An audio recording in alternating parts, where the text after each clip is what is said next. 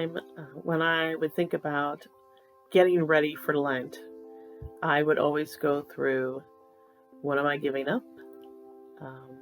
What kind of alms am I going to do? And it's time to look at all my sins and to figure out what a bad person I was and why God's mad at me. I mean, those were the kinds of thoughts that always kind of accompanied Lent. And it was not a really enjoyable season for me. And I was talking about this once with a really good friend of mine, Father Casey Beaumere, who is a Jesuit priest at Boston College. And we were talking about this in context of the spiritual exercises of St. Ignatius. And Casey mentioned the first principle and foundation, which is kind of the bedrock of the exercises. And he said, Danielle, the principle and foundation of the exercises tells us this, that our primary identity is to be a beloved child of God. That's it.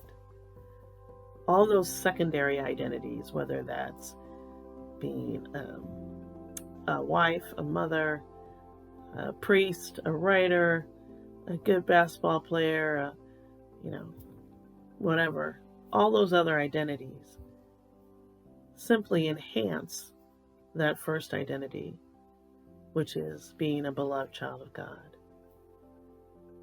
And that we get out of sorts sometimes when we lean into those secondary identities and make them primary. What if Lent was an opportunity for you to straighten that out? Would that necessarily be bad?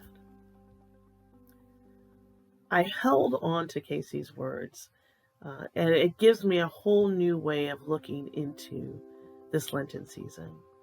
And I know that one of the things that helps me more than ever do that is looking at the symbol of the cross. Because the cross reminds me just how much Jesus loved me. Just the depths of where Jesus would go to share his life with me, to share his love with me. So this season of Lent, yes, get all those things in order if you need to get.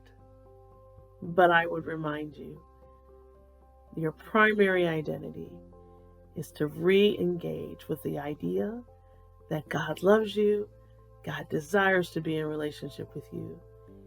And Lent is a time for you to kind of get those secondary identities back in place. Let the cross lead you to God's love.